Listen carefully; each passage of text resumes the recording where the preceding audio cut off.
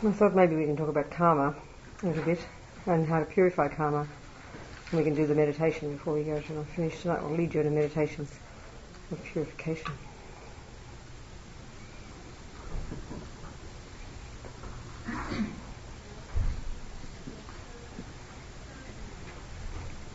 So as we've been talking, the logic of the idea of karma is that, as I sort of said, speaking loosely, it's the creation principle. I mean, it's simply we are the creators of ourselves. We can mould our minds into any shape we like, as Ramzopa says. So what Buddha's saying is that we are making ourselves from moment to moment, in this, in the consciousness, whatever we do in the mind, starting with the mind, but then is followed through with body and speech, leaves imprints or seeds in the mind that necessarily ripen in the future as our own experiences. So we are, in this sense, the creators of our own experiences. Not just in the way we see something now, then it depends, that determines how we feel, but literally in the long-term sense. This is what Buddha's saying, actually. Which could be sounding a bit cosmic initially, but it's an extremely interesting concept. Because Buddha would assert there's no creator. We don't just come into being accidentally, We're not made by the parents. But consciousness, mind, each one of us is necessarily experiencing the fruits of past seeds planted in that mind at this moment. Every animal, every insect, every human necessarily is the fruit of their own past actions. And whatever we do now, think now, say now, leaves further seeds in the mind that will continue to ripen as our future experiences. So in a literal sense, almost you could say, Buddha's saying we're creating ourselves. So it's kind of an empowering concept. Because it says, okay, what I want to be in the future, because whether we like it or not, our mind will exist in the future. It's up to me. So in the same, for me it's a good analogy, the idea of a gardener. What a gardener is doing, what a gardener is by definition is a person who's sowing seeds that will bring future fruits, isn't it? That's what they do. So the choice of seeds is kind of crucial, isn't it? The choice of the seeds you plant is dependent upon the fruits you want. A gardener doesn't just sit there being in the moment, putting any old thing in the ground. They make their choices. Every single seed is chosen carefully because it's dependent upon the fruit that you want, which is necessarily a future thing. So we need to be in the moment, as we would say. We need to be involved in what we're doing right now, But the Buddhist point is that the choices we make now, the thoughts we have, the actions we do, anyway, are seeds, which will anyway ripen in the future. So if we go backwards in time and we can see the actions we did in the past are what caused us to be who we are now. Now is the present of the past, isn't it? Today is the present. It was the future of before. It is the present, and it is the past of tomorrow. It's all kind of relative, isn't it? But there is this relationship between them. So from this perspective, just like a gardener would select their seeds extremely carefully.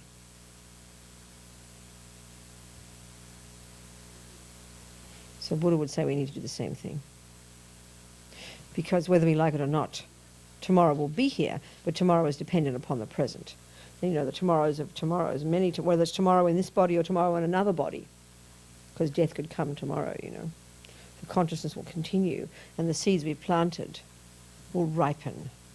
This is just it's a law of nature, Buddha says. It's a natural law. No one invented it. He's not imposing it on anyone. It's not judgment, it's not reward, it's just a natural law, like gravity. It just happens. This is how he's saying it. It just occurs. This is how it happens, he's saying.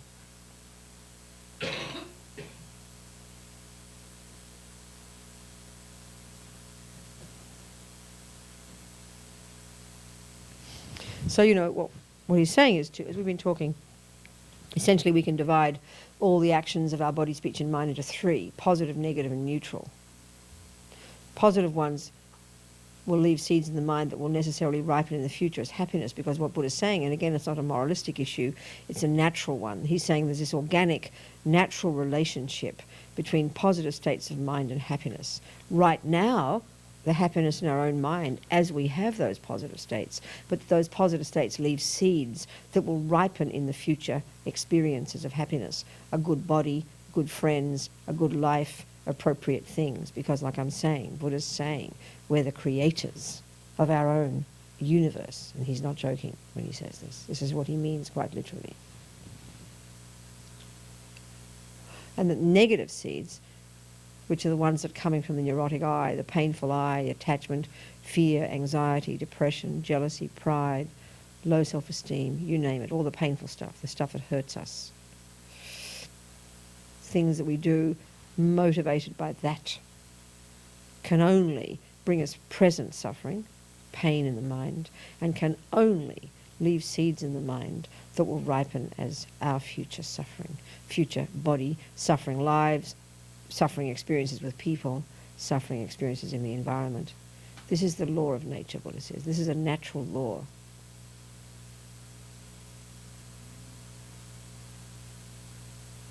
So it's interesting to think about it.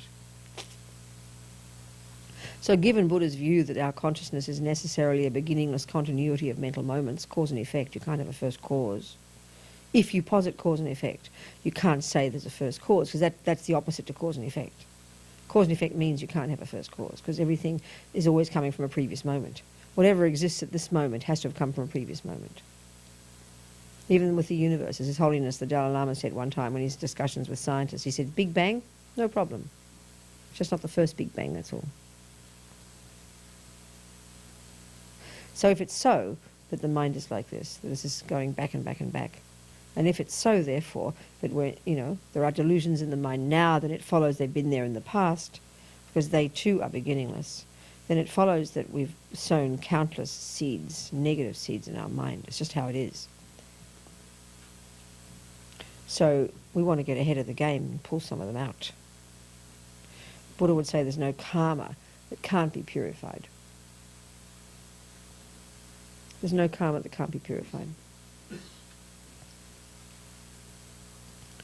There's nothing that can't be changed. So the job of so-called purification, again, it's a psychological process. 4 main steps we go through. The first is called regret, which is a really wholesome attitude. I mentioned it last night, actually. A very wholesome attitude of taking responsibility for the seeds we've planted that, that are based on delusions. And the reason we regret them is very specific. So it's not like we call, last night, it's not like we call guilt, Guilt is I'm a bad person. I'm a bad person. And that is so inappropriate. We are not a bad person. So it's a mistaken conception. Guilt is completely impotent. It's like hopeless. As His Holiness said, looking into the past, saying, I did this, I did this, I did this, and I'm a bad person. It's useless, awful state of mind. Regret is much more wholesome. It's saying, I did this and did this, but what can I do about it? It takes responsibility. Regret is taking responsibility. Being courageous. Taking responsibility. And thinking, I sowed that seed and that seed and that seed and that seed, and how silly of me, because they're going to ripen as poison fruits, and I don't want poison, so I better pull them out.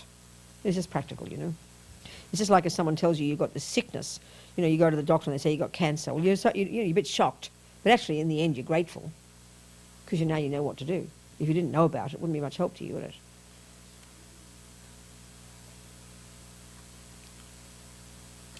So regret is a very specific attitude I think we have to cultivate. We don't have this at all now. We don't have it naturally. We don't have a sense of, in other words, it's a compassion for ourselves. Just like, as I said yesterday, if, you've gone and eaten some poison in your dinner, Eric went and put poison in your dinner, and someone says, God, Robina, there's poison in there, you're going to be grateful that you're told. You're not going to be angry. Don't you dare tell me that. Who do you think you are? How dare you, You're going to be so happy because now you can do something about it. And so it's kindness to yourself, isn't it? That you then go find a doctor who gives you the medicine that can remove the poison. I mean, it's a very simple concept. But when it comes to emotional things, because we have so much guilt and self-blame, so much self-hate, putting ourselves down, exaggerating our negative qualities, We don't have compassion for ourselves. It really is true.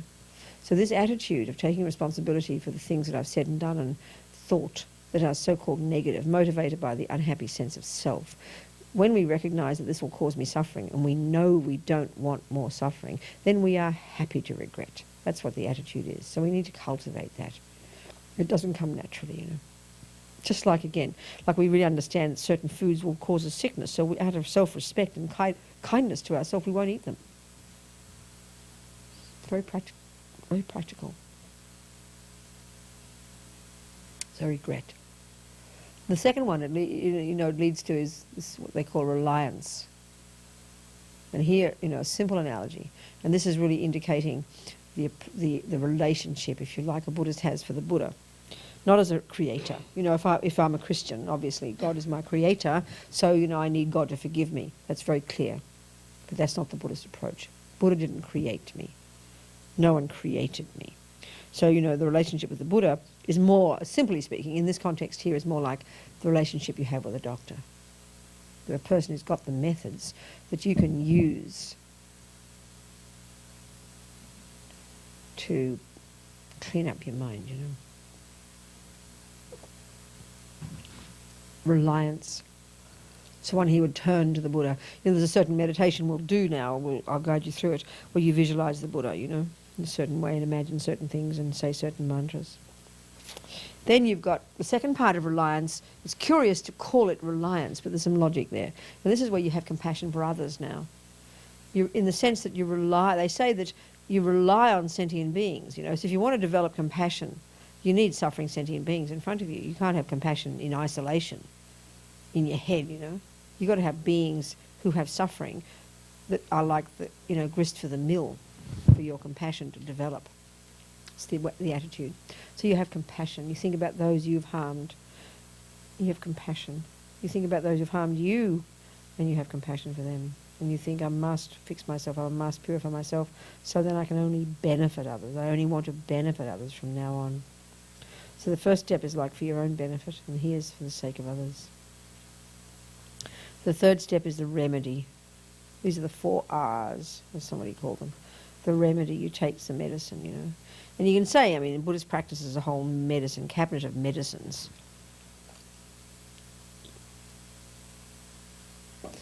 But there's a certain practice we'll do tonight, visualizing the Buddha, saying a certain mantra that's said to be, by all the lamas, is said to be quite a potent medicine, if you like. But at this third point, you can do anything. You can go out and benefit others, save the life of beings, creatures, do anything to help others is the antidote. The opposite to the poison, the opposite to the, The fourth one is the resolve. And this again, really, this step demands we have a good relationship with ourselves, which we don't tend to have. We tend to feel overwhelmed, kind of hopeless, a prisoner of circumstances, like I'm this victim of things happening, So we very rarely feel empowered, very rarely have this sense of confidence that I can change my own thoughts and actions, We have to have this determination. Just like, finally you decide, I must go on that diet. And when you've really got that strong determination, that's when you won't put your hand out for the second piece, isn't it? Until then, your hand will keep going out to the second piece, third piece. You'll always feel depressed about it because you feel like you're this victim and you can't control yourself.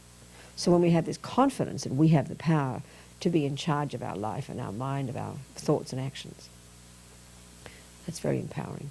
And that's the 4th step. So like I'm saying, the first step and the 4th step especially, it really does demand this good relationship with yourself, a sense of respect, a sense of compassion, a sense of confidence. That, as Lama Zopa says, we can mould our mind into any shape we like. We're the boss, not Buddha.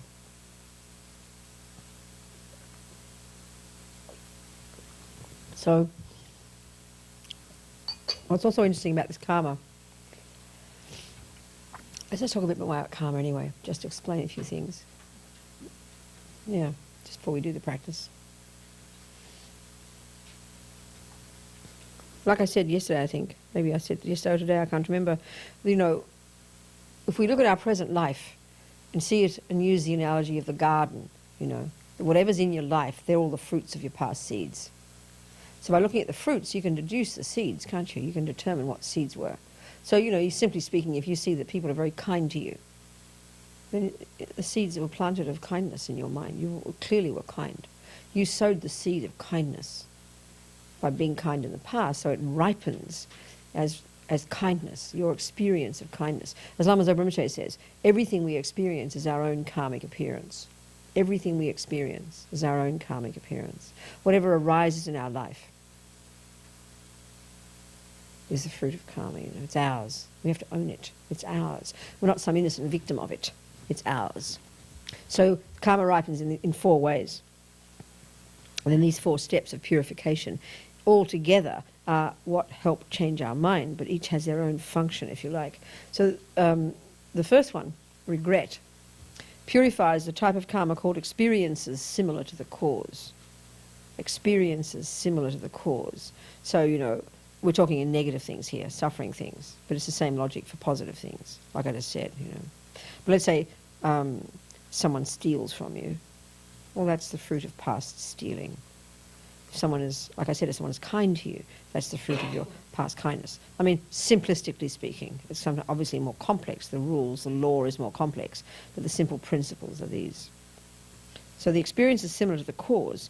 Happiness and suffering are the fruit of actions, the main cause. Again, what I'm saying, Buddha's view is that karma, action of body, speech and mind, is the main factor that determines our experiences. There are many factors, clearly, that have to come together to have an experience. It's very obvious, isn't it? Many factors have to come together to bring one flower. The seed is just one of the causes. But we've got to have water on the soil. But we all know the seed is the main cause. It's the main determining factor. Well, the Buddha would say that past seed in the mind, planted by the mind, the action of the body, the speech of the mind, is the main cause, is the seed of the present experience, the seed. Clearly, the other factors have to be there, So the type of karma called experiences similar to the cause, is the stuff that happens to us from out there, how people see us, how people treat us, the things that happen to us. That's called experiences similar to the cause. And regret specifically has the function of purifying that. So this is a really interesting approach in daily life. Let's say, in work, someone's accused you of, let's say someone sacks you or something, or someone's accused you of doing something. Little things that happen to us sometimes in our life, and they can be big things that happen to us, but even just a little thing. And it can be so painful, can't it? When you know you've done nothing wrong, you know you didn't do this thing someone accused you of. And it even can be quite small, and it's so painful, isn't it? Well, a marvellous approach to this, the way to use this attitude of karma, which is very empowering and really help you feel like you can do something about it. Especially if it's something else someone has done, and you feel so impotent. And all you can wait on is them changing their mind. It just feels so painful. But this approach here, this is a way of using this attitude in your daily life, is to use the logic of karma. Okay, this is the fruit of a past action I did. The logic being that if I hadn't done it, I couldn't have experienced the fruit. If there's a fruit in your garden, you must have planted a seed, whether you like it or not. Because there can't be a fruit without a seed. So if there's fruit here of being accused, let's say, of doing something you didn't do, the Buddhist view of it would be that this is the fruit of a type of past action, of doing something similar that is now ripening. Even though in this life you didn't do something wrong, the seed was there from the past. So the way to utilize the view of karma to help you feel more empowered and to help it even shift is to think, okay, whatever it was in the past that I did, who knows when, what, whatever I did in the past, accusing someone, like in a past life, that is now ripening as this experience, I regret this from the depths of my heart. Because look, I don't want more suffering like this. This is extremely painful. So this helps you take responsibility for it. It gives us something we can do that's kind of active, and don't be surprised if it starts to change it. I mean, the way they talk in general in terms of karma, that regretting lying, regretting stealing, where it finally ripens is in next life, where it won't even arise that you'll be stolen from. It won't even arise that you'll be killed.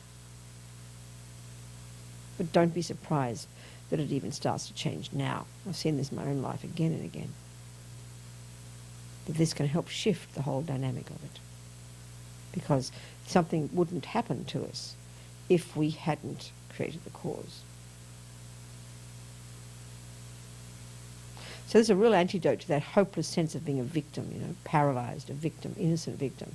It's just the terrible sense of not fair, Regret. But when you're doing the practice, you think of the day, you check your day. Okay, you regret doing this. I kicked the dog at 10 o'clock and killed me mum at 11 o'clock and stole the purse at 12 o'clock. Whatever, you understand my point. You take responsibility. You check your day. And you regret deeply that bad-mouthing, this upset, that thing. Because it's kind of like suffocating your mind, So you deeply regret it because you know you don't want this kind of suffering. It's compassion for yourself. And it's empowering because it's taking responsibility.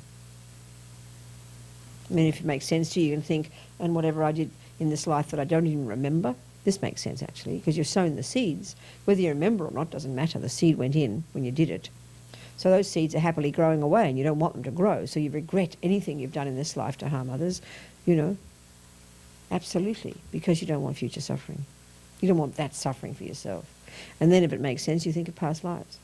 Whatever I must have done in infinite past lives to harm any living being with my body, speech and mind, all the countless lives when I was animals, humans, I absolutely regret this from the depths of my heart because I don't want the future suffering.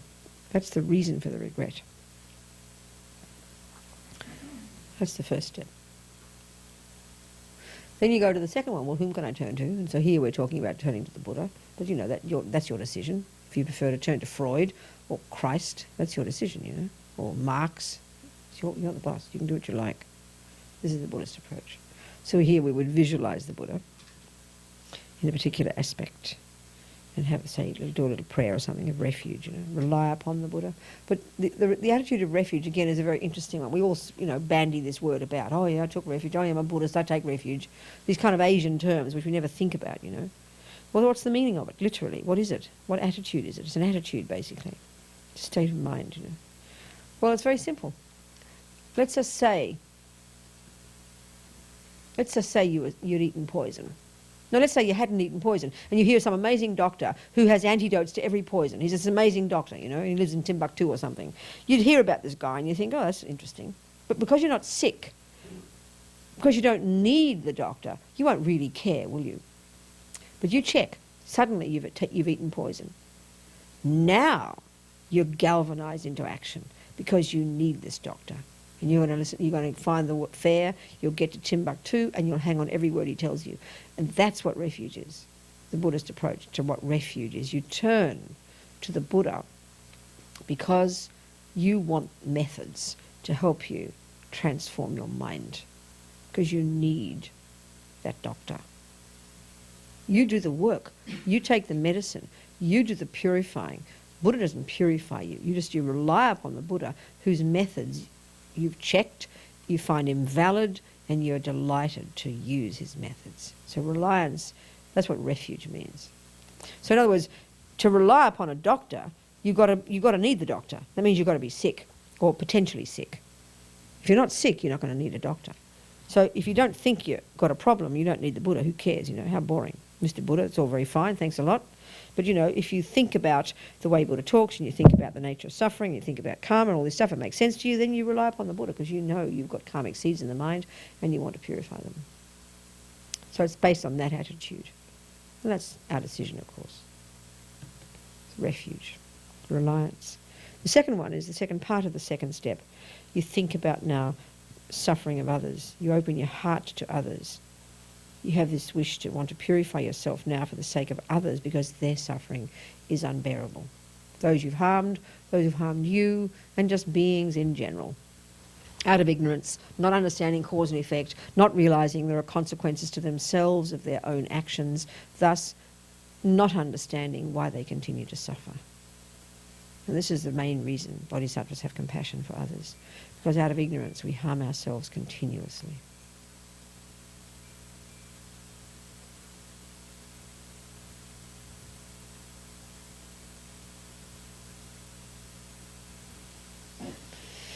The third step is the remedy. You take the medicine, you do the visualization, you recite the mantra, whatever, you know. We'll do that briefly. So regret is said to purify, as I said, the experience is similar to the cause, the stuff that happens to you. The second one, reliance, is said to purify environmental karma. As I mentioned briefly, you know, one of the ways that our karma ripens is the way we respond to the environment, the way the environment impacts upon us. And I'm not just talking about the trees and the moon, I'm talking about everything we experience.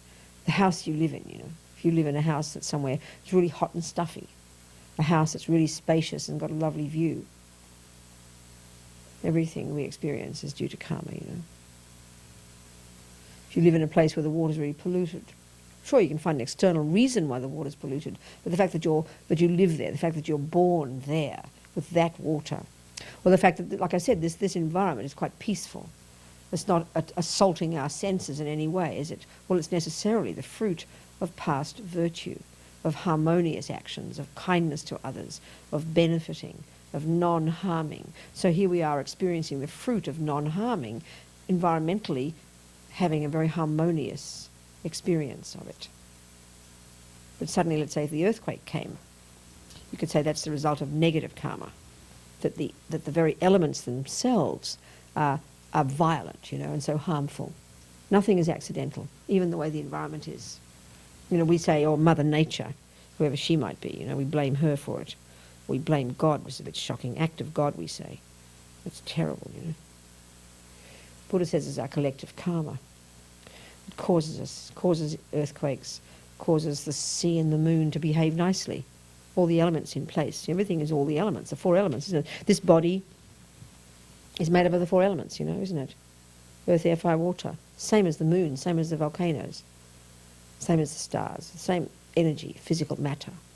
And actually, Lama Zopa has said that in the Kala Chakra Tantra, for example, there are very, very detailed descriptions of the relationship between the internal and the external universe.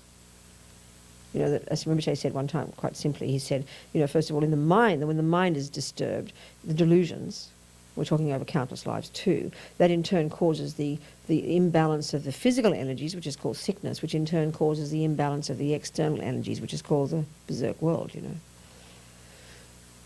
Everything is due to karma. All the elements come in. I mean, as I said, remember His Holiness, he said, Big Bang, no worries, it's not the first Big Bang. Because even the way universes come into being is due to the collective karma of sentient beings. They're not made by a superior being, they're not just coming from their own side, from a Big Bang somewhere, with no relationship to sentient beings. But it's an interdependent scenario that the universe manifests in certain ways, whether it's peacefully or violently. The elements have no power from their own side. It's due to karma of sentient beings in a certain place that the elements stay together and act harmoniously. Peaceful, trees are nice, water's good, you know, all this. Or they are violent and harmful due to karma, you know. So environmental karma, reliance, compassion, compassion especially, purifies environmental karma. The third one, taking the remedy, doing the practice. This purifies the suffering types of rebirth, which is the main way that negative karma ripens. Purifying that kind of karma. And the fourth one, which is this determination to change, resolve it's called. Like I said, we need to do, you know, to really take stock. What we do in this one, this resolve, this determination to change. You know, like when you decide to go on a diet, okay, I will go on a diet. I will only eat this much for this period until I lose this amount of weight. Your mind makes a decision, and then your body and your speech follow comfortably, because the mind is the boss. So here, what we'd do is we'd take stock. We'd see where we're at. Maybe if we've taken refuge as a Buddhist already and we've made a decision never to kill and never to lie and never to steal, you know, which is marvellous commitment, you would reiterate that commitment every day. It's like doing, you know, inner push-ups. Every time you do your push-ups, your muscles get stronger. So every time you vow never to kill, you increase that capacity. And even your vowing never to kill actually also protects you from having to be in a situation where you're forced to make the choice. Often we'll say, well, how can I say I won't kill again? I don't know what's going to happen next week. But even what happens next week is due to your past karma. So if you start changing your mind now, you're going to change what arises next week. You know.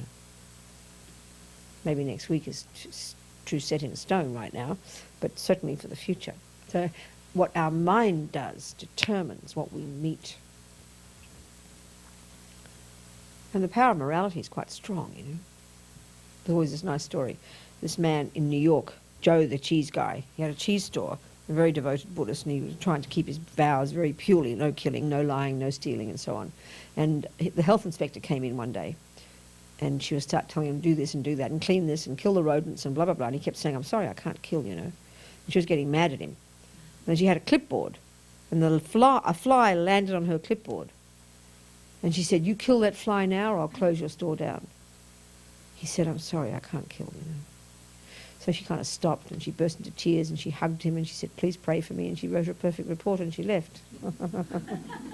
I mean, having such courage, isn't that amazing? Such courage to not even want to harm a fly.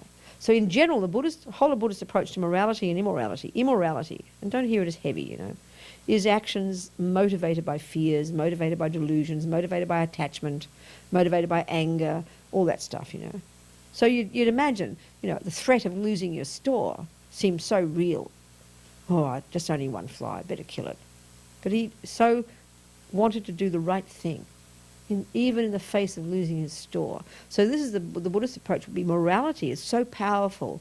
If we act morally, we get everything we want. It brings everything. There's no need to panic and follow attachment and follow our fears. If we have the courage to act appropriately with body, speech and mind, everything works eventually, you know. It can transform anything. Now, I love that story for this reason. Totally unexpected, you know. So you'd take stock, you reiterate your various vows, or if you haven't done that before, you might say, okay, maybe for 24 hours I will determine not to kill. For 24 hours I won't lie. But if you, whatever you can say, you don't lie to yourself, as Lama Zopa says. You be very realistic. And again, this fourth step isn't a question of like frantically, oh my God, I'm such a bad person, I must never do that again, and you freak out, you know. It's really taking stock in a very practical way and giving yourself timeline. So if, let's say, your bad habit is to badmouth, and it's 10 o'clock at night and you're doing your practice at night and you're not going to talk until 8 o'clock in the morning, then you can vow, you can say, I will not badmouth for 10 hours. And you'll keep your vow. Fantastic. You get the courage. Next day you can say 12 hours. Before you know it, eventually you'll stop badmouthing. Because everything comes from the mind, the power of your mind, the power of your decision. Like the power to say, I will not eat more than one piece of chocolate cake. That's your mind deciding.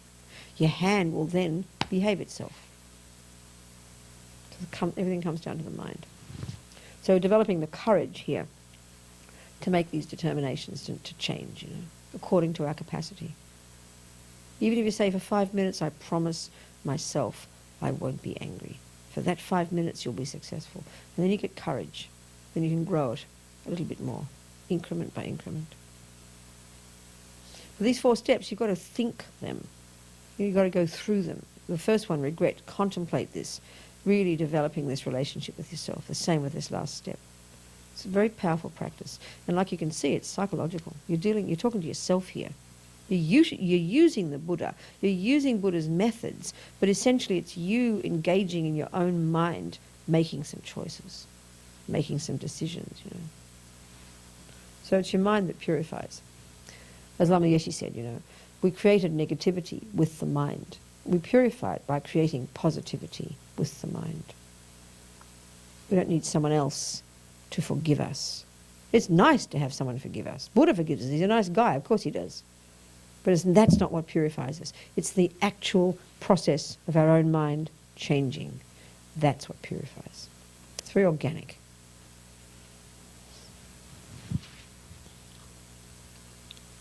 Any questions?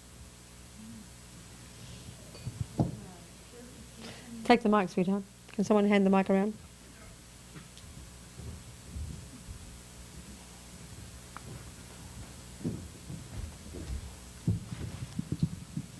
Doesn't purification break the law of karma? Say what you mean by that. Well, in my understanding, the law of karma is like gravity. And It's a natural law, you mean? yeah, natural then- law. Yeah. And purification, if I've done something and then I purify it, it seems like that the result should happen. I don't have any control over stopping the result from happening because it's a natural law that my bad action is going to result in a bad effect. So you mean you're telling me that you just sowed a seed in the ground and it hasn't ripened yet, but you're telling me you can't pull it out? Huh? Natural law that if you sow a seed you'll get a fruit. Who says you can't pull it out? There's a natural law, if you throw a ball up it'll come down, but who says you can't put your hand out and grab it before it hits the ground? Huh? That's the law too. That's the natural law. Mm-hmm. If the fruit has ripened, clearly, there's no point in saying pull the seed out, it's too late. But if the fruit hasn't ripened, my dear, you can nip it in the bud before it does. That's the point. It's all part of the law. Because there's time in between. That's the point, yeah. You see my point? Mm-hmm. And the mind is what does it. Karma is created by the mind, so karma purified by the mind. Same. Do you see? Yeah, I guess I thought that the action was and the result were already connected. They are. Irrefutably, though. Well, no, that doesn't make any sense. Think about it naturally. It's like saying once I throw the ball in the air, I have no choice. It has to drop on the ground. To say that karma is a definitive law is correct. If you sow the seed, the fruit will come. If you leave it alone and allow it to take its own course. If you throw a ball up, it must fall down. You have to say that. But it doesn't mean you're powerless. It doesn't mean you can't jump in and you know. And then why can't somebody else catch my balls? Well, darling, that's where the analogy falls down, isn't it? It's your mind. Yeah. Your action. It's your mind. The action was sown by your deluded mind. So the action has to be, you have to transform it with a positive action. It's a natural thing. You've got to pull out the weed. It's your garden. It's your mind. It's your action. I mean, they're just analogies. All you can do is use analogies, you know. Mm-hmm. Because karma is not something you can see with your eyes, and mind is not something you can see with your eyes either. We feel the results of it, but it's just an analogy to help us kind of get our head around it. You know? But it's your action. So until you, like, you know, we can take a horse to water, we can't make it drink. A person who's got anger, right? Mm-hmm. He's showing karma all the time. Until they change their anger, how can they change their anger? How can you purify anger until they change their anger? You being patient doesn't help them, doesn't purify their anger. They have to change their anger. Otherwise they won't get the result, will they? It's fairly obvious, isn't it? If you eat food that's poison, it'll poison you. You'll get sick, not me. So until you take the medicine, you're going to keep getting sick. I mean, it's obvious why no one else can do it. Mm-hmm. You see? Huh? What do you think? So it doesn't break it. What do you mean by break it, darling? What does this breaking business mean? What do you mean? Yeah, Just explain what you mean, that's all. that they're connected. That What do you mean, the though? result is connected to the action. Well, of course it is. And that connection can't be broken because they're both sides of the same thing. Well, darling, just have to think about the discussion we just had. That You've got a certain it way takes time. You've got a certain way of conceptualizing it right now, and Mhm. you're just speaking it like this. Two sides of a coin. Your way of conceptualizing it is this. I've used this other analogy of seeds and fruits and poison and sickness and blah. So think about that and see if that helps you understand it. Okay. Give it a bit of thinking. You know.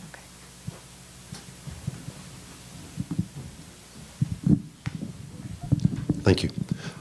It's kind of a crazy question, but Please, be crazy. For the past 20 years, I've been working with health programs in developing countries. And during that time, I've worked in about 40 countries in Africa, Asia, Latin America, and Eastern Europe. One of the things that really confounds me in terms of karma, because I'm trying to learn, is I see cross-culturally cultures that contain many mindful things that are good and positive, and they're passed on.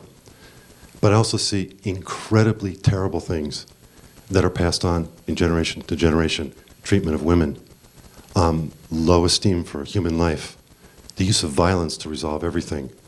And probably one of the worst, because what I'm about to get to is having many more children than people can care for emotionally or physically. And if you know the population pyramid, there's this huge number in these countries of kids that are, the percentage of the population that's very young. So even when they get older and have, say, fewer number of children, there's a geometric explosion of population because of it. And so people talk about the doubling time of population. In countries like Nigeria, it's 20 years. Guatemala, it's less than that. And if there's any cultural change, it seems for the worst, in the sense that some of the good mindfulness things that are in those older cultures get hit by MTV and internet, and people even lose those parts until they become even less rooted in anything that seems to make them, push them forward in some kind of personal development sense. Is there that much bad karma out there waiting to happen? Mm-hmm. And is there a proliferation of this kind of karma? Is it really geometric, and is that what we are looking for in the future? At the future?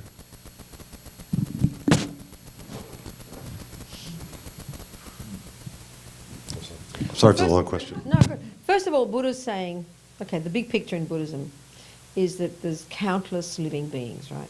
Countless. The term in Tibetan for a living being. Okay, if we were Christians, and we tend to use, and even in history we talk, culturally we've always used the term soul, so many, all the suffering souls and so on. So that's the Christian view, right? But the Buddhist view would be the term sentient being, and in Tibetan the word is sem chen, means mind possessor. So Buddha, first of all, is talking far more than just about humans.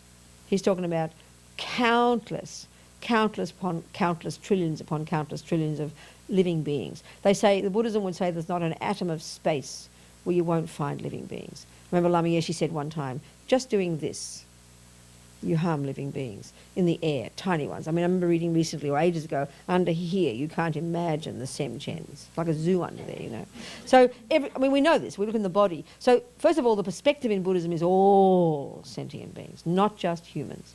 We'd say then within this, then there's just the tiny percentage is the humans. 0.0001% of all these suffering semchens are human semchens. Okay, that's what first point. So that's a perspective, first of all. The second one is, in historical terms, Buddha's got a very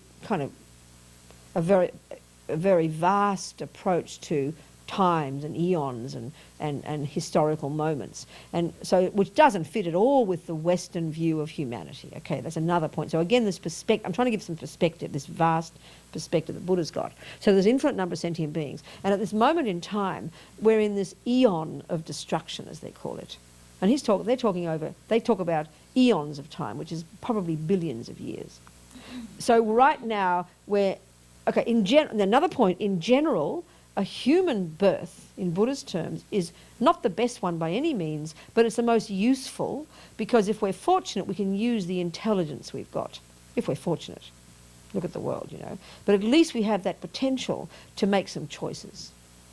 I think I'm going to choose to be good. I won't do that because I can see the consequences. Whereas, the darling mummy lion, as much as you tell her that the buffalo doesn't like to be eaten up for breakfast, she can't get it, the poor thing.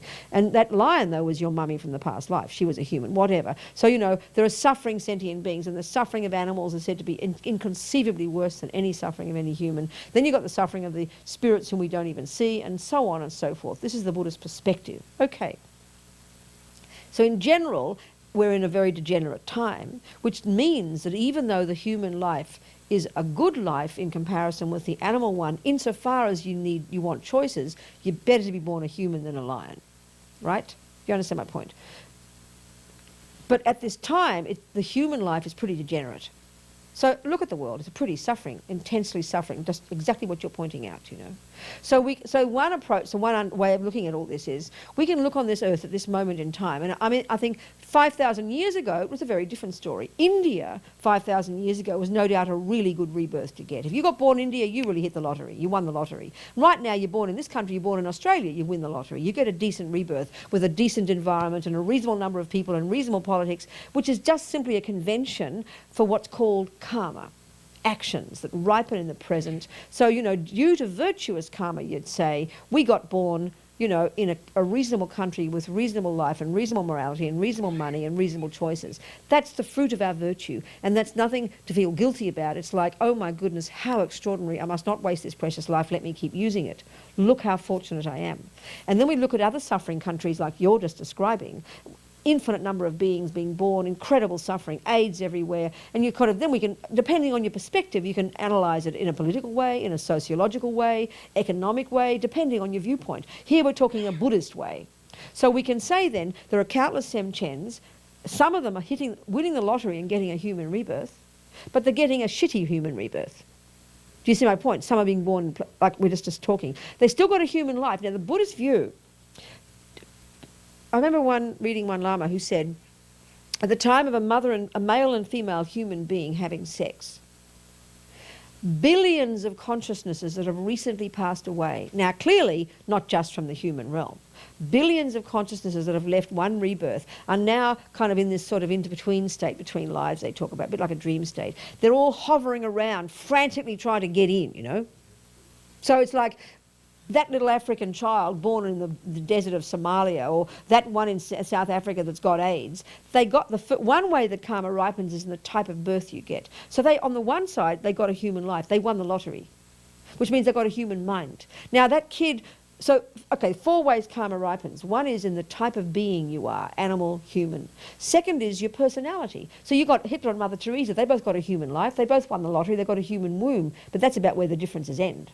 That's then as the second kind of karma, which is the contents of that person, the thoughts and feelings and tendencies. You understand my point? The whole of the character of that person, that is all a bunch of habits, basically. So Hitler clearly brought a bunch of heavy-duty habits with him, and Mother Teresa brought a few of nice ones. So so then Mother Teresa, the little kid on the desert in Somalia, or wherever the latest suffering place is, and Hitler all got human birth. They won the lottery. That's one way their karma ripened. So that, from that point of view, incredibly fortunate. Second, they've now got a certain personality. Now, there's no saying that that particular child on the desert in Somalia might have a very special mind, extremely special person, very compassionate, very wise. But the third way their karma has ripened is the one called experiences similar to the cause, which is all the stuff that happens to you. Now that's the kind of suffering you're talking about. That's the kind of suffering we lack. We've got some good experiences similar to the cause. We might have awful tendencies, actions similar to the cause. You know, look in this country, you're going to find liars and cheaters and killers.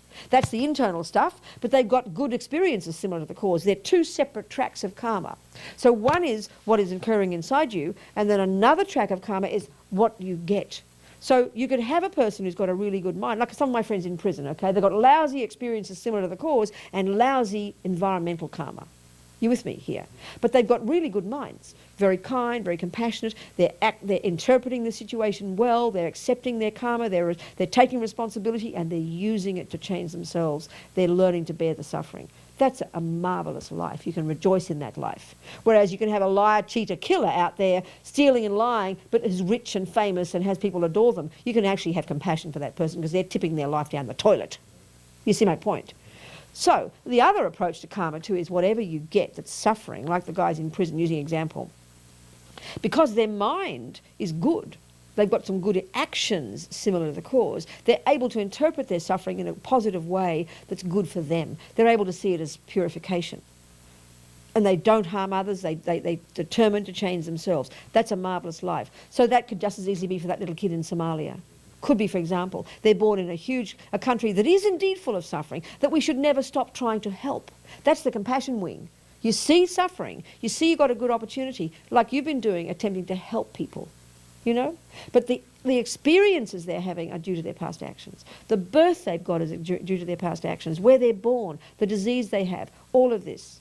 All of that, that's due to the karma of those individual beings, and then collectively they have certain experiences. So as to the one of where we're going with all this, I mean, the Buddha says we're going downhill fast, because we're in this particular eon of time now that's going downhill fast, right? But it's going to come up again, because everything's impermanent. So this is why in the Buddhist view, whichever way you look at it, if you've got the big picture, you've got to have a very big perspective. You're thinking in terms of, Dalai Lama said, bodhisattvas think in terms of eons. So we've got to have a view of what's happening right now. But we all know if you're a decent gardener, you understand your garden right now in the context of the past seeds and in the context of the future fruits. You've got to have the bigger perspective. And this is just the Buddhist way of explaining. Do you see, as an explanation of what and why? But then what we do with all this, one ourselves, is the compassion wing. What can I do to help?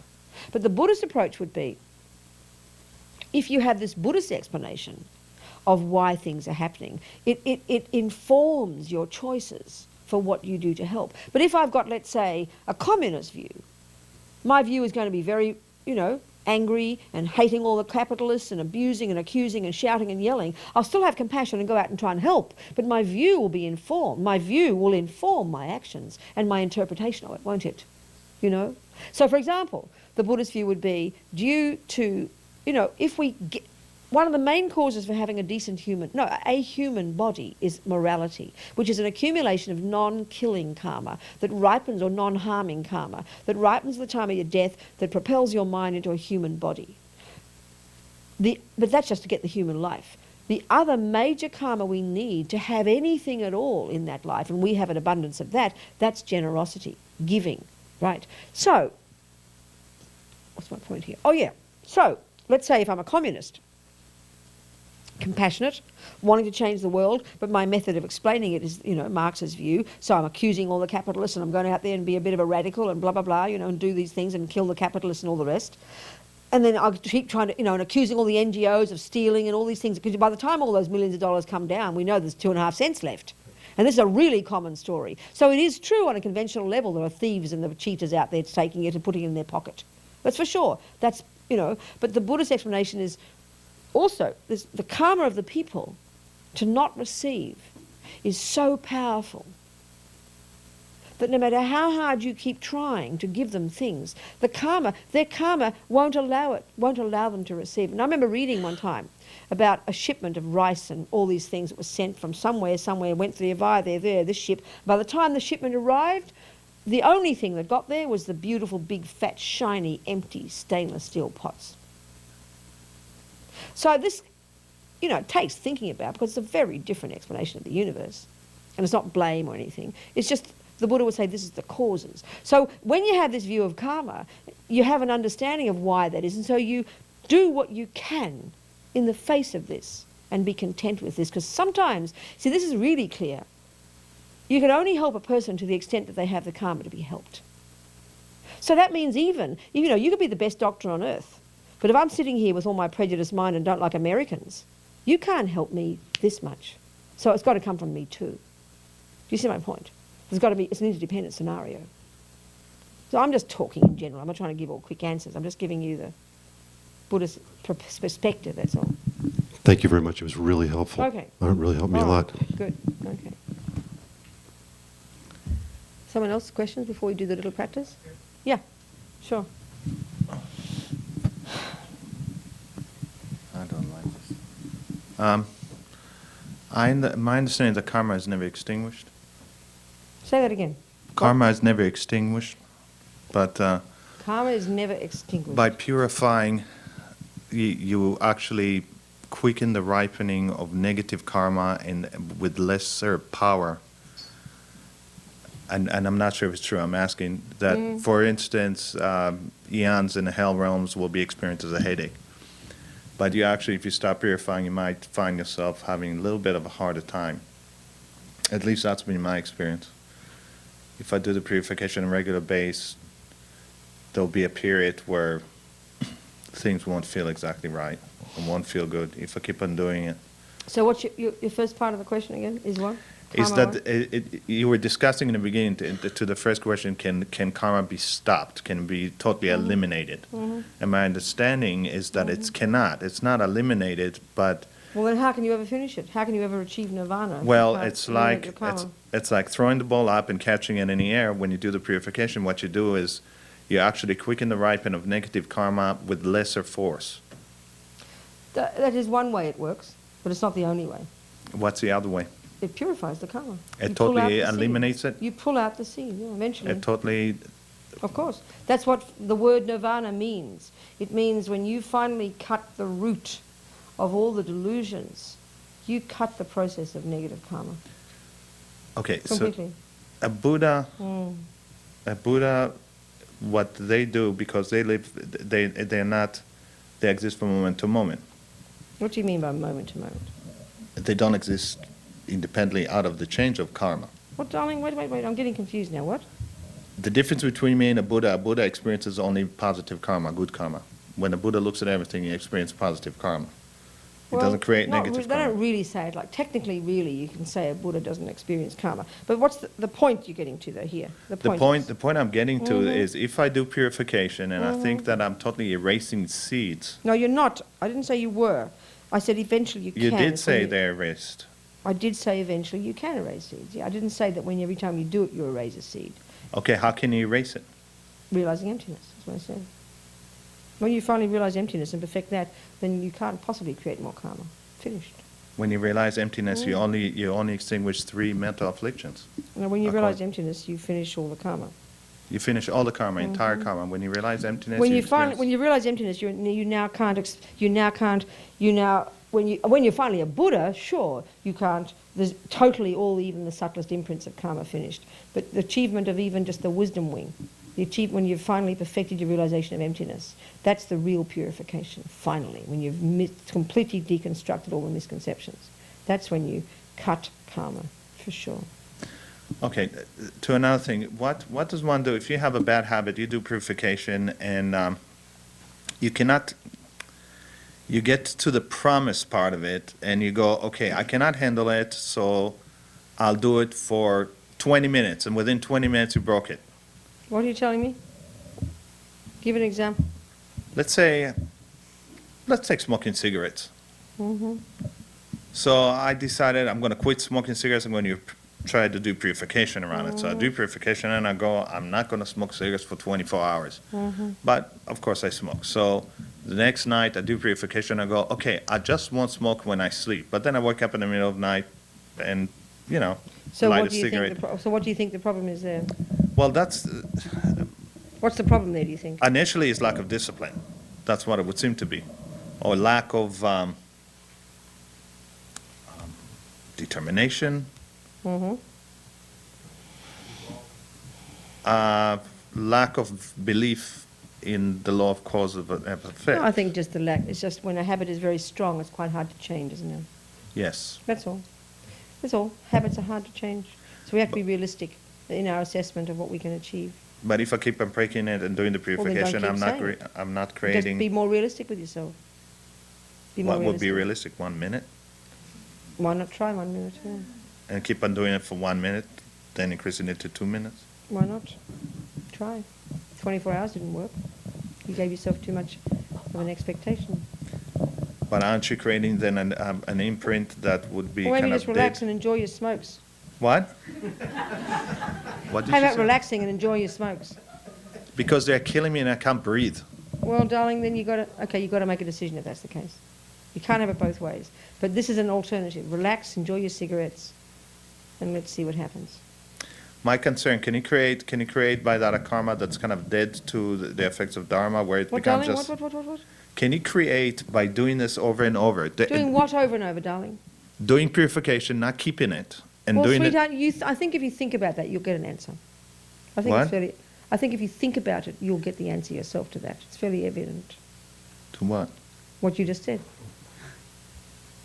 Think about it. I suggest you contemplate it, and you will I get... tell you what, I thought about it. I thought about that you stop doing it until you're ready to do it.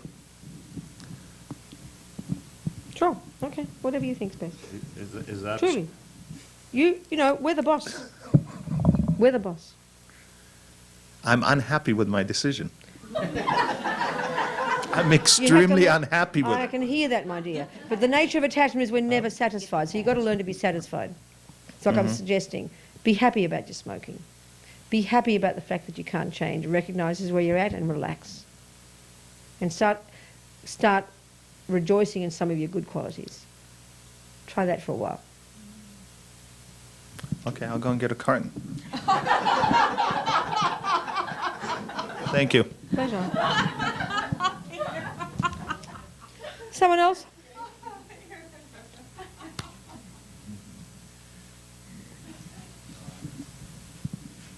No one else? That's it? No. Question? So let's do the practice, eh? Just quickly, kind of naturally. Don't get all holy because it's called meditating, because you're going to have to close your eyes. Nothing holy about closing your eyes, believe me. Just be very natural. We'll just continue to do a bit of thinking, and we'll go through the steps, just a bit of steps, okay? So the first one is regret. And like I said, please hear me, it's a very specific attitude. We're regretting saying and doing and thinking certain actions that have come from delusions that harm me, that are even those that harm others, but they're the things that if I leave them in my mind, they're going to ripen as my suffering. And so the motivation of regret is for oneself, one's own compassion. I do not want further suffering. So just think, your own self, the ones that, you want to regret, the various actions you've done with your body and speech, let's say, that have harmed others. Just take stock for a few minutes of your today, yesterday, your life. A few of the main things we've done to harm others that we deeply regret. The killing of the creatures. Maybe we had an abortion. Maybe we killed humans another way. Killing of the creatures. Lying. The things we do with our body and speech. Just think. A couple of things. Regretting. Recognizing. Acknowledging.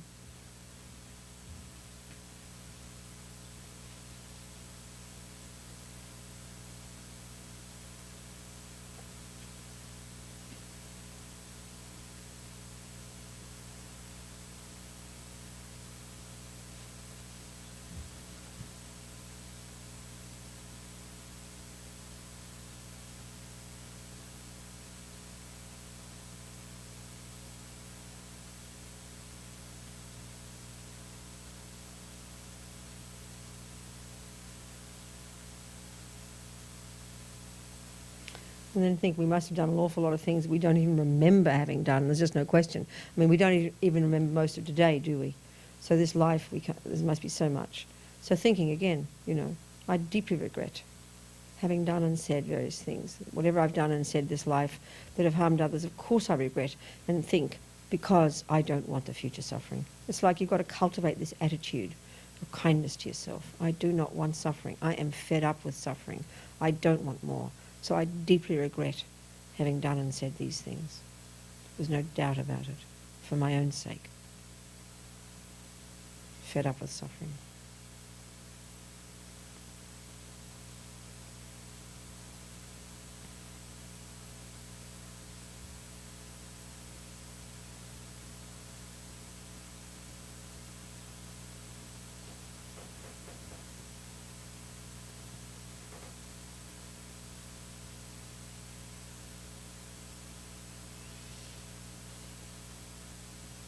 And then it makes sense to you, think past lives. Countless actions as lions and as tigers and as creatures, we've harmed each other so brutally, especially as animals. So much harm we do just instinctively to each other. So much killing, brutalizing, torturing. There's no sense of any consequences. So depths of my heart, I regret all of this. All the countless actions that have left seeds in my mind that haven't yet ripened as suffering. Absolutely I regret, because I don't want them to ripen in my future suffering. There's no way. I'm fed up with suffering.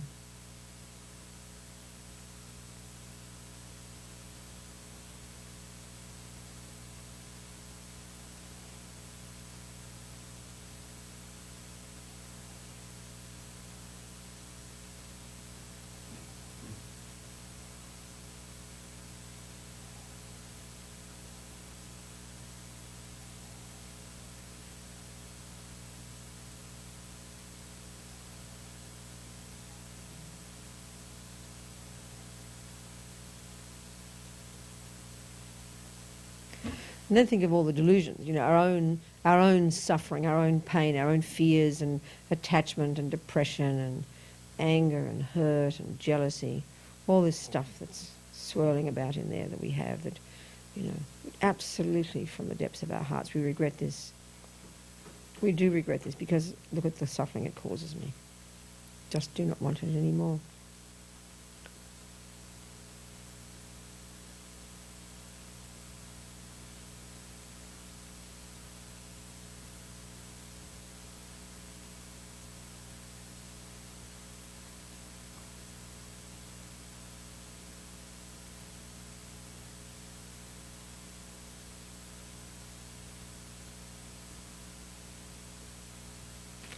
So we think, whom can I turn to?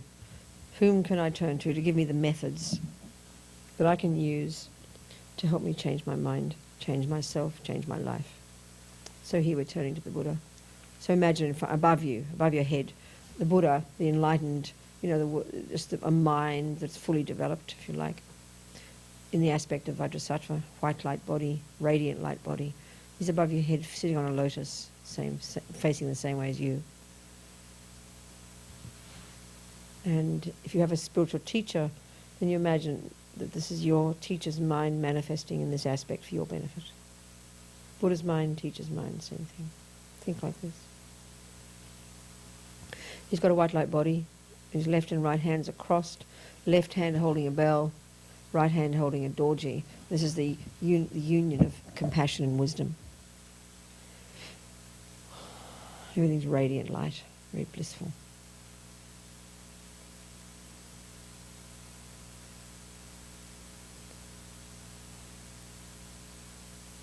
So just going back to the regret again for 1 second, if any of you have got vows or commitments, certain samaya commitments, and if you've broken your commitments, broken your vows, absolutely regret this too, because this can only harm you. So thinking, now I must purify, so that I can develop my own amazing, marvellous potential, my capacity for bliss, for joy, for fulfillment. Buddha's just stunning in his view of the level of bliss and clarity and joy that we have, sitting there waiting to develop. And what poisons it is our fears, our unhappy mind and our negative actions. So delightedly wanting to become who I really am, become this amazing, blissful, radiant, compassionate, wise person. So happily using these methods to help me to get rid of the obstacles to this. And turning to the Buddha, delighted that Buddha's got these methods that we can use. So the second part of this second step, reliance. We think of compassion for others now. We need suffering sentient beings. There's grist for the mill for our compassion, So just have to think of the world, think of each other, think of next door neighbours, think of the people we know, think of the suffering. Hearts reaching out to the suffering of others. Absolutely must change myself, must purify my mind, must become this amazing person I can become, because then I can be of benefit to others, never harm them, only benefit. How marvellous.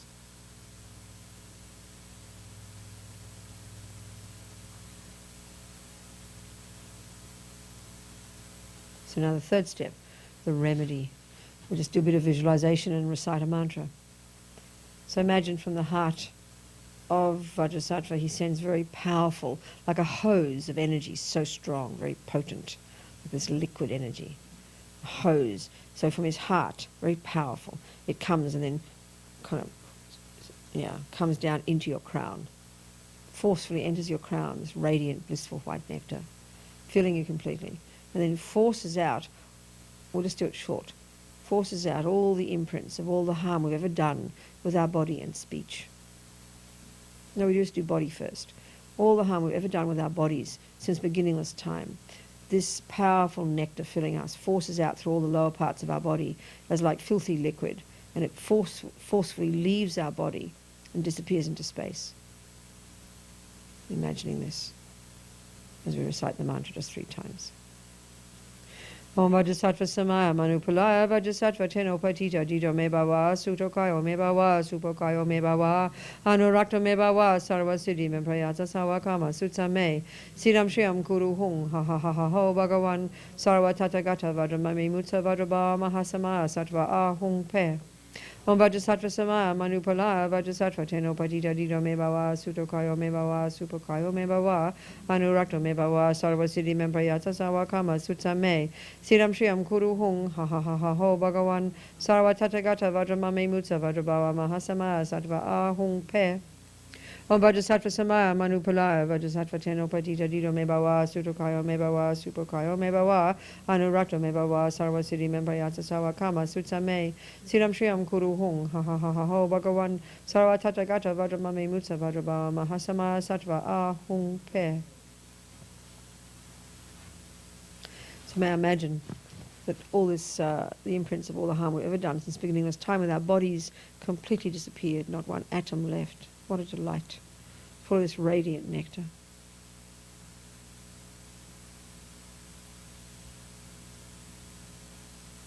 So now Guru Vajrasattva very happily sends again this nectar, enters our crown forcefully and fills us. But this time what it does is forces up to the top part of our body all the imprints of all the harm we've done with our speech. And we mightn't run around killing too many beings, but we certainly do a lot of harm with our speech. We mightn't even badmouth very much or lie. But so often the words we say have no basis. They're just rabbiting on, just speculation. There's no real benefit in those words. We never think of whether even the person listening wants to hear my words. We have no real certainty that our words are wise words, that they're a reflection of the truth. We end up just so much just stuff vomits out our mouth, It disturbs, deceives sentient beings. It does so much more harm than we think, actually. So all the harm we've ever done with our speech, all the nonsense words, the mistaken words, arrogant words, bad-mouthing, harmful speech, lying. Absolutely, imagine this, totally purified. And all this, the imprints of all of this are forced up through the top part of our body, just like as Lama Yeshe says, when you turn on the tap in the glass in the sink, all the junk in the glass comes to the surface, doesn't it? Just like that, you imagine, as we recite the mantra. Om Vajrasattva Samaya Manupalaya Vajrasattva Teno Patita Dido Me Bhava Sutokayo Me Bhava Supokayo Me Bhava Anurakta Me Bhava Sarva Siddhi Me Prayata Sawakama Sutsa Me Siddham Shriyam Kuru Hung Ha Ha Ha Ha Ho Bhagavan Sarva Tathagata Vajramami Mutsa Vajrabha Mahasamaya Sattva Ahung Pe Om Vajrasattva Samaya Manupalaya Vajrasattva Teno Patita Dido Me Bhava Sutokayo Me Bhava Supokayo Me Bhava Anurakta Me Bhava Sarva Siddhi Me Prayata Sawakama Sutsa Me Siddham Shriyam Kuru Hung Ha Ha Ha Ha Ho Bhagavan Sarva Tathagata Vajramami Mutsa Vajrabha Mahasamaya Sattva Ahung Pe Om Vajrasattva Samaya Manupalaya Vajrasattva Teno Patita Dido Me Bhava Sutokayo Me Bhava Supokayo Me Bhava Anurakta Me Bhava Sarva Siddhi Me Prayata Sawakama Sutsa Me Siddham Shriyam Kuru Hung Ha Ha Ha Ha Ho Bhagavan Sarva Tathagata Vajramami Mutsa Vajrabha Mahasamaya Sattva Ahung Pe. Not one atom left. All the imprints of harmful speech, full of this blissful nectar. Now this time, Guru Vajrasattva very compassionately sends light from his heart, more subtle, rays of light, very powerful, that enter our crown.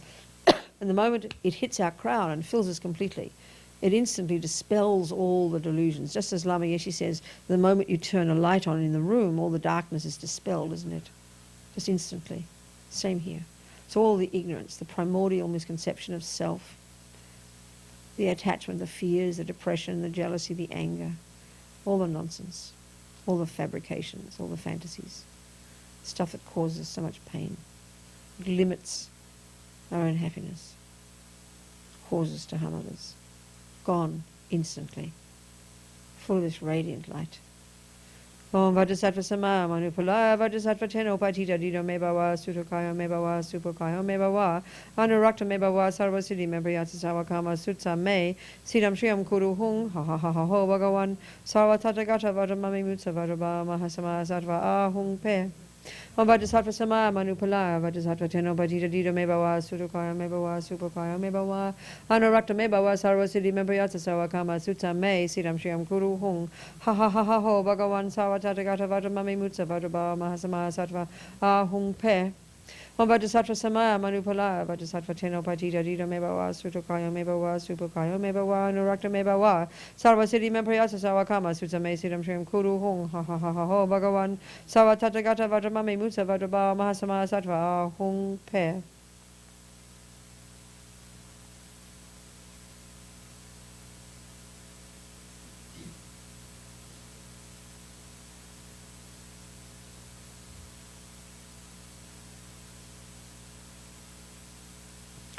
So now, the fourth step,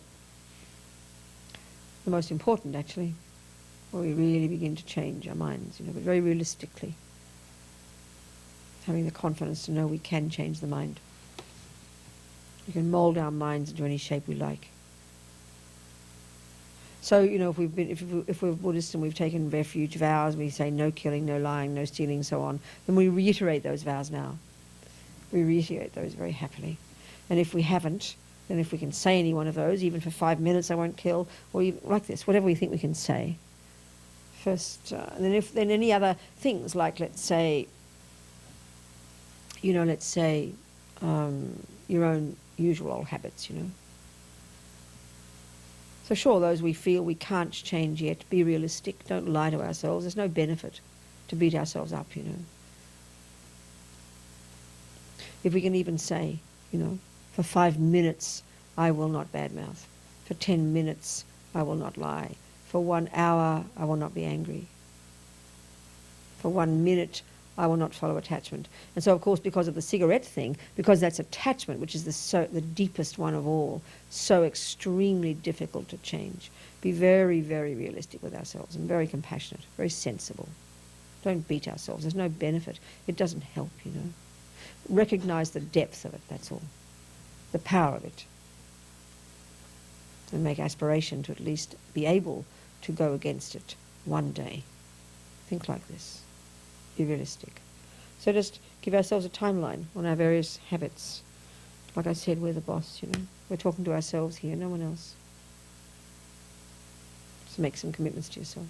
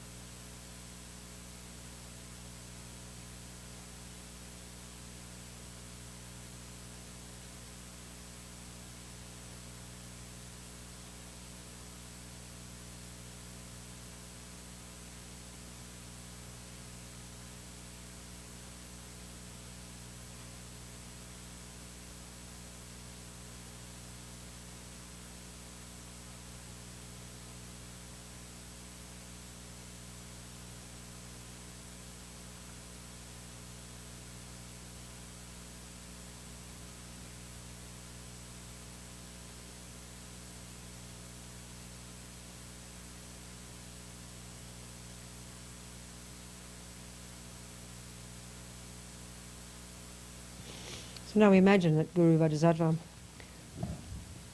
dissolves into white light and absorbs through our crown and merges with our own mind.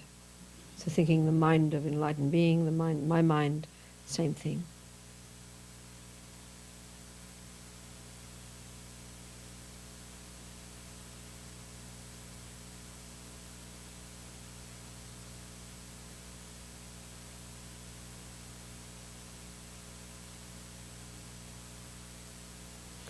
And then we finish with a dedication prayer, thinking that throughout the day that we've been, each of us listening, thinking, analysing, contemplating, questioning, discussing, using our minds.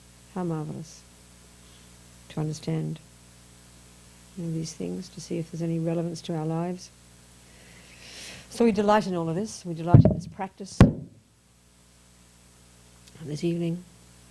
And all these seeds we planted, may they ripen as quickly as possible in the development of our own amazing, marvellous potential. so for our sake and the sake of all the suffering sentient beings. And may compassion grow in the hearts of all.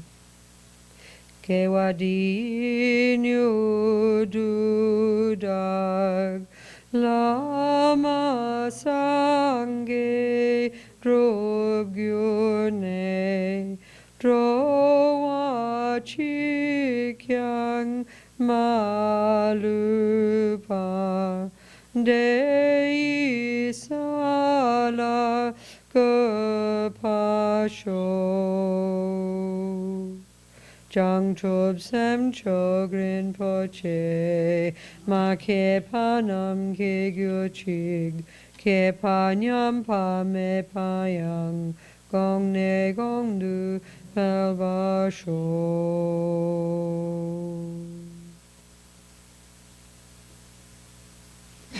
So now if you're here staying the night, please now walk out this room. You're in retreat mode, okay? In retreat mode, I forgot to tell you last night, retreat mode is thinking you're here on your own. Mind your own business. Nothing to talk to about, nothing to say to anybody. People are not your business. You are your business. So just look, as they say about yogis, look straight ahead. You know. So you want to relax, lie down, look at the sky, read a book, meditate, think, go to sleep, whatever. But you're here on your own. Don't have to be polite to people. It's retreat mode. That's the retreat mode. Until tomorrow morning breakfast. So before you go to sleep, you know, make this strong commitment to, as they say, as the lamas would say, to see your dreams as dreams. There's a really marvelous kind of practice because they talk about how life is a dream. It can sound a bit silly, but we can talk about this tomorrow.